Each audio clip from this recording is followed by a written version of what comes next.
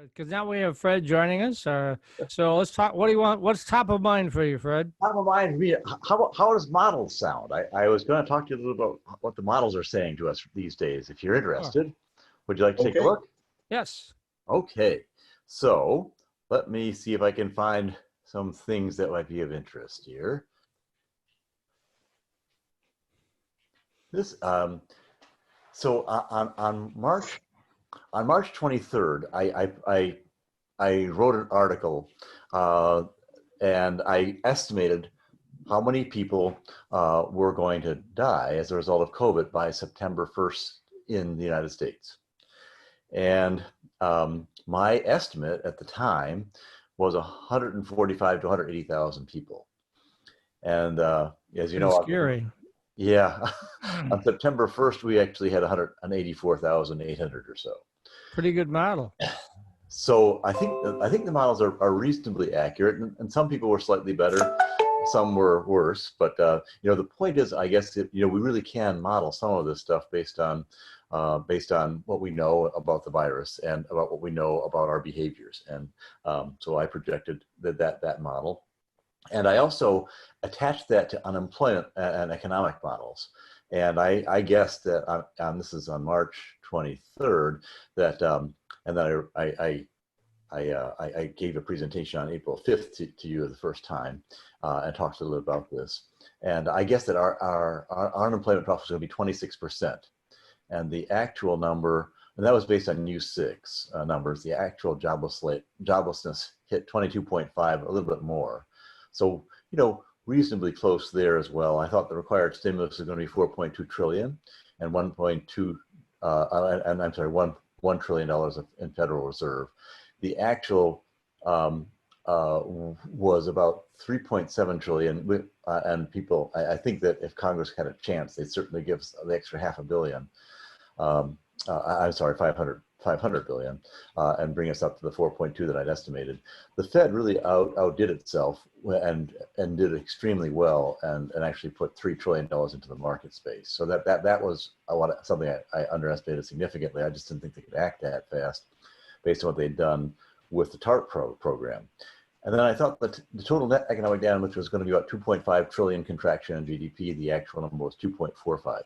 So, not too bad. And I wanted to show you, based on those models, what I'm coming up with now, if that's helpful. Yes. Because I think people might be surprised. Basically, if you look overall, at what's happening at the globe, we aren't doing very well. Basically, it's been a steady rise in cases around the globe, and that's because this is nature. And it's just relentless. I mean, it will keep going and going and going unless you're really very focused on particular strategies. You're going to have problems because nature's everywhere. And unless you focus on and try to knock stuff down, you're going to have problems. So so in the United States, that was our biggest problem. We don't really have a single strategy. We've got a number of different strategies. Some are kind of a little bit more laissez-faire, and others are very controlled. So in the laissez-faire area, those sort of the brutal bets. It's Florida, Georgia, South Carolina, South Dakota, Iowa. You can see those are, positioned right up against some of the states that are really trying to control this carefully. And so the problem is we have so much transit between these states that, some are trying to really control very carefully, and others are letting the economy open completely. The result of that is that really we cancel each other out. So we're fighting nature against really no single strategy. I mean, we're a big place, but the truth is that collectively we all have to have a strategy, otherwise we can't really focus our resources. And so that's, we can't make decisions quickly. We get all confused about the messaging, lots of communications are going all over the place. Every time I go to a new government, they're starting to learn something. I have to take them up the same learning curve. They don't understand what I'm talking about when I say, what's your positive case rate, things like that. And so, and of course, our scale of operations is really tiny compared to how big we are in terms of how much we're doing testing and contact tracing and so on, compared to where other countries are on a per capita basis. So, and whenever you talk to people, they always millions of different measurements, and people can't really tell how we're going up against that. So the result of that is that, sadly, we don't really have a strategy. we've got 50 separate strategies, and many of them are counteracting each other. So, you know, when you think about the different strategies we've got, like I talked a little bit about the laissez-faire kind of model and the quite controlled model. And if you think about it, through our history, humans have done that, right? So humans have said, you know, either it's every person for himself, and here's the hunter-gatherers going out and looking for their meat, and they delegate all the decisions to the individual level. It's difficult to prioritize. You don't really know where you're going to go hunting. It's difficult to leverage decisions and investments, and you have to reinvent all the time. You're not really sure how to kill the mastodon, and you don't really have much scale.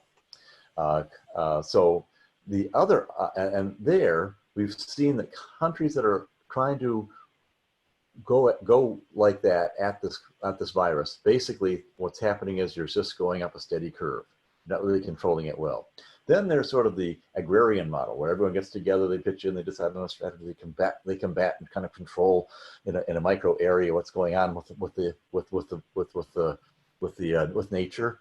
And you're able to prioritize resources and activity. You've got mutually supportive systems. Everyone's learning best practices. You're getting scaled operations. And you can see that there, the pattern is much more, you get hit once, and then you slowly learn, and you collectivize, and you really try to keep the thing down. Now, if you think about those two things, that's one way we have fighting nature. Then the other way we fight nature and try to control and live with nature is we respond to huge catastrophes, right? And there are kind of two ways to respond to catastrophes. One way is the way we respond to like hurricanes and fires, right? It happens in a day or so. Hopefully California sadly a little more than a day, but it's a day or so. You put the thing out, or the weather goes by, and then you have a big response, and you're in a month or two you're back to normal. Maybe even in a week or two you're back to normal. So that's sort of whack-a-mole. You go around and try to respond very quickly to these big outbreaks. Whereas if you've got long-term kinds of remediation that you have to do, then basically what you want to do is at each event you want to get a little bit smarter and work your way down. So let's take a look at how these two things combine for ourselves. So in the United States, basically, we had this kind of slow upward trajectory of what you'd expect with the hunter-gatherer approach, punctuated by big outbreaks in New York, New Jersey, Florida, and Texas. Whereas China and Europe, they had a big outbreak, they controlled it, and they slowly are pushing the thing down. Now it's going to come back again, every once in a while, but there's a different kind of philosophy and approach that these countries are taking versus the United States. So if you combine those two, just take a look at the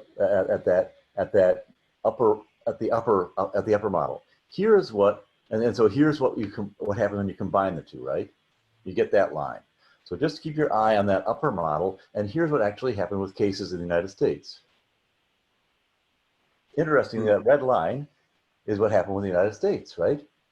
So when we model this, it's difficult to model if you're looking at those little humps. You say, how are you going to model a hump? That's very difficult. Well, what you do is you actually model the real growth that's happening underneath, and then you predict based on policy and behavior and trends what groups of states in the United States are going to have an outbreak. And that's the way we're starting to model now. And when you do that, what happens is that you get distracted. A lot of the countries are distracted by, oh, we had a peak and then we're going down. Oh, we're going down looking good. Then we have another peak and we're going back down again.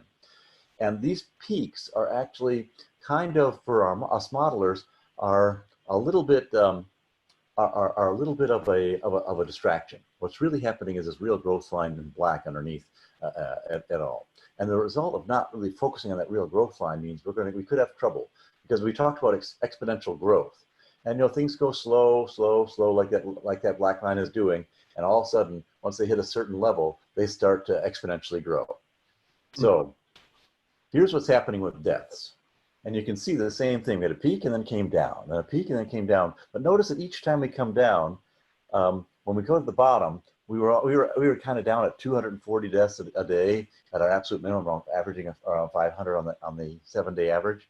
Today, we're down, we're around about 800. The problem is that those are your bottoms, right? And so each time you hit a bottom of the plateau, you're jumping back up again. And each time you come back and you have to run down another outbreak, you're starting at a higher level.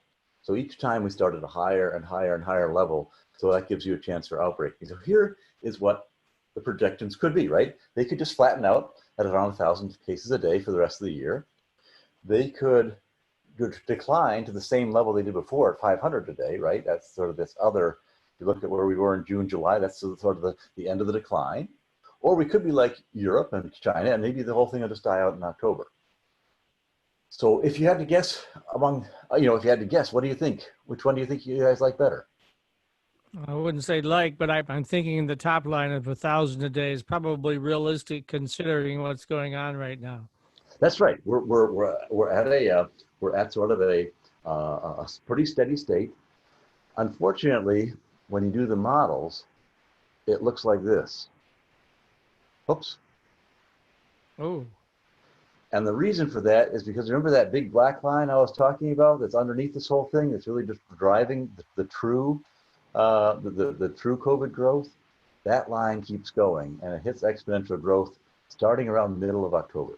So we're going to see sort of steady state September, steady state October, and little peaks and valleys based on school starting and Labor Day. But the big hit is going to start happening late October, early November, and by Thanksgiving it will really be out. It'll really be raw. You'll really feel the difference. So I'm curious, what's driving that? Why is it going to be so much worse? Is it just that we're all going to go back inside to enclosed spaces, or? That is a great question, and there are 7 things that I think are going to drive it. Oh, well, it's almost like we said, that was not scripted. Let me assure you.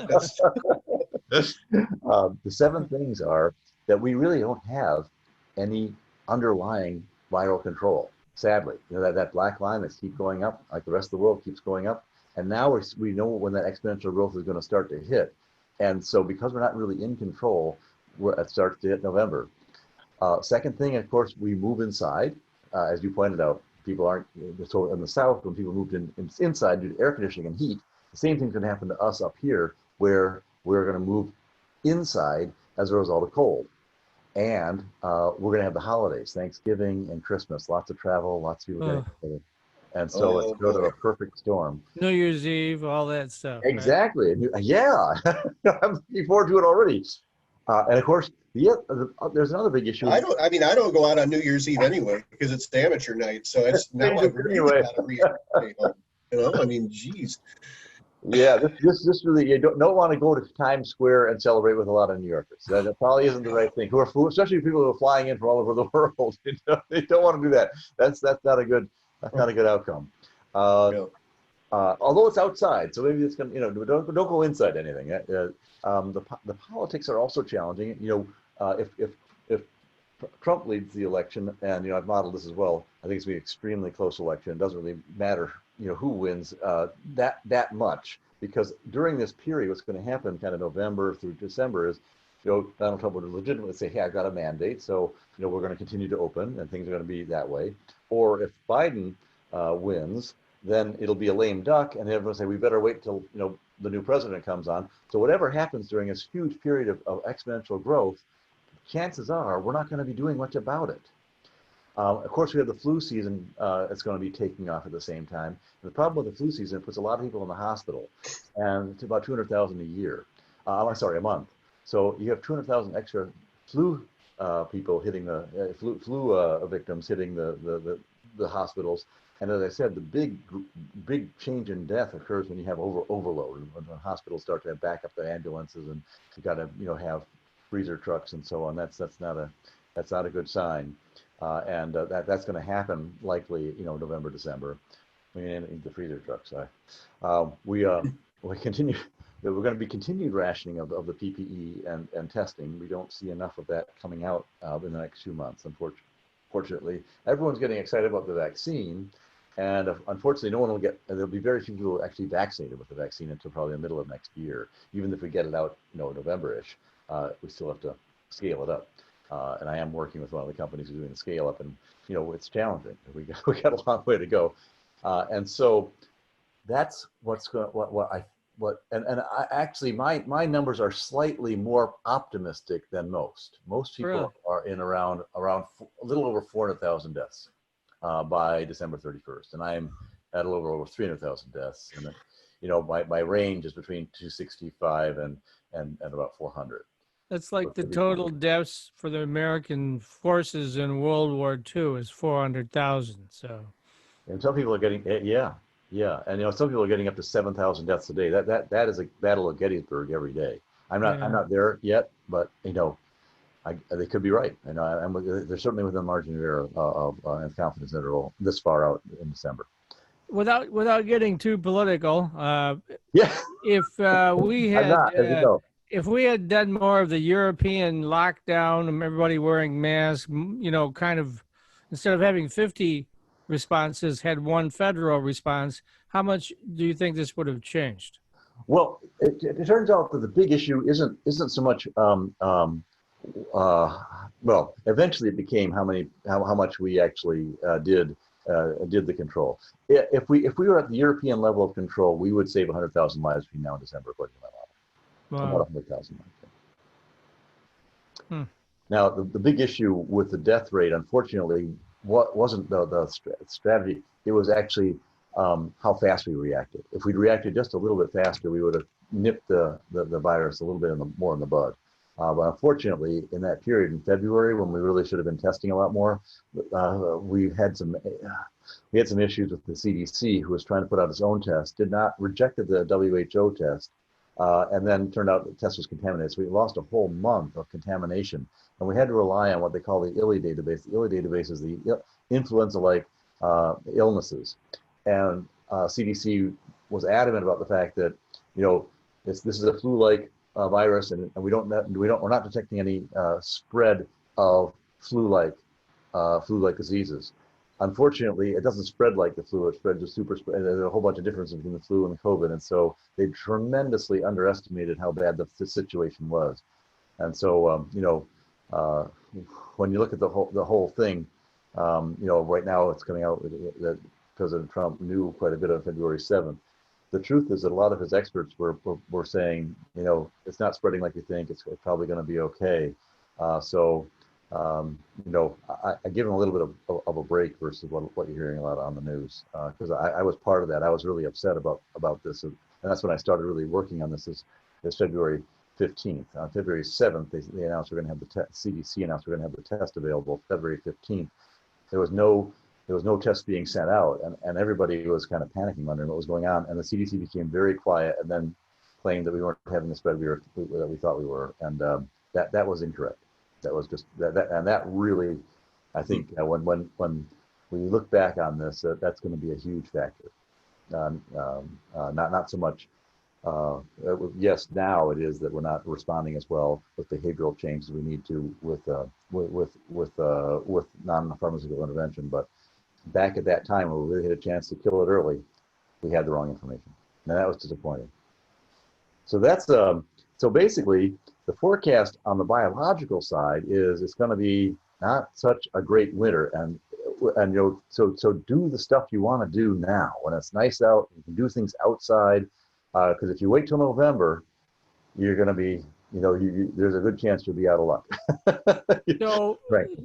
We have a lot of there's going to be a lot of really soul searching, because with Thanksgiving, Christmas, not so much New Year's, because Matt won't be out, so we'll be okay. But I mean, for Thanksgiving and Christmas, people want to get the family together, and can that be done? No. Do not schedule big family events. Do not have a big Christmas plan. Do not fly anywhere around. I wouldn't recommend. Sadly, just based on the models, I would not recommend it. You can do that, but you'll be traveling around in a period of heightened risk. And so just think about your own personal situation. If you've got diabetes, are overweight, have a heart condition, and all the other have cancer and are immunocompromised anyway. That plus this activity plus the fact that you're actually in a very active virus environment. All three of those things coming together is going to be extremely deadly.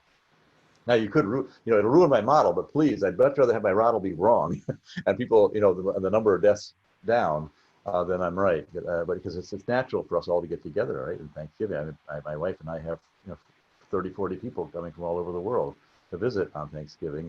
We love it. And this year, Yeah, I was at your Christmas party last that's year. right. That's right. You were right. So we love getting together. So yeah, it's disappointing. Probably no Christmas party either. I hope I'm wrong. I hope it's more like that downward trend on heading on October 15th. But sadly the models are just telling us something completely different. As I said, this time I'm actually relatively positive compared to most. Back in March, I was very negative compared to most. And people were laughing me out of their office saying, that's never going to happen. We're never going to have 180,000 people dead by September. We're never going to have 26% reduction in the GDP. Disappointingly, I was correct. So the good news is that if where we are NPI compliant or non-pharmaceutical intervention compliant, those are the masks, those are the all the things like hand washing and distancing. Where we're doing that, we do see a good reduction in the rate of transmission. So that's the good news. So we have some control over this, but there's going to be a lot of push toward moving the contagion up in our neck of the woods, especially. I have to ask you what you think about sports programs starting up again, like college football and high school sports here in Michigan. What do you think? They'll be shutting down again. It's just sad. I hate to say it. I just you just can't. The problem is you can't beat the math. You can do everything you want to and try to be as good as you can, but we just don't have good enough control of this virus. Even if we were doing really well with the NPI, which we're not, non-pharmaceutical intervention, which we're not, we just have so much virus out there, and now it's spreading into the countryside so well that there's just and you can see. Well, I think MSU went into full lockdown. They locked down. One of my side gigs, Fred, is that I do public address announcing for the high school that my kids went to. And I've already done a soccer game. I'm doing another one at 5:00 today, actually. Great. And the mask compliance on the part of the athletes, though, is pretty pitiful. Half of them have the mask down below their nose, and they're fiddling with them all the time and taking them off all the time. And they're macho young men who think they're indestructible. So I guess that's understandable, right? But that's not going to help things. You're locked away in the press box, though, so you're good up there. Yeah, I'm all by myself in the press box, right? Yeah, there's nobody else up there, so that's fine. But that's the real problem with this is that you can feel great and be young and strong, and you could be asymptomatic, and you'll be just transmitting just as much as the guy who's sick in the hospital, and they just don't know. You can't tell that you've got the virus in about 40% of the cases. And that's what really makes this a tough one, and why the university is having so much problems right now. MSU just went into full quarantine, about 40,000 students, I think, 50,000 students. All right, I'm afraid we're going to have to cut you off because we're out of time. All right. Well, why don't we talk next time about the economy? How does that sound? That sounds great. Sure. All Next right. Monday. okay, I'm hoping we still have one. We'll see. It's going to be a little bit of a long slog, but I'll see you guys next week. Look forward to it. All right. Traditional four-year students love Lawrence Technological University's thriving campus life, but LTU has always met non-traditional students' needs too. Lawrence Tech offers over 100 degree and certificate programs that can get adult students started or back on track. And most of our classes are conveniently offered evenings at our beautiful Southfield campus or online, so you can balance your social, family, and work life even while you power up your career. Lawrence Tech, where Blue Devils dare.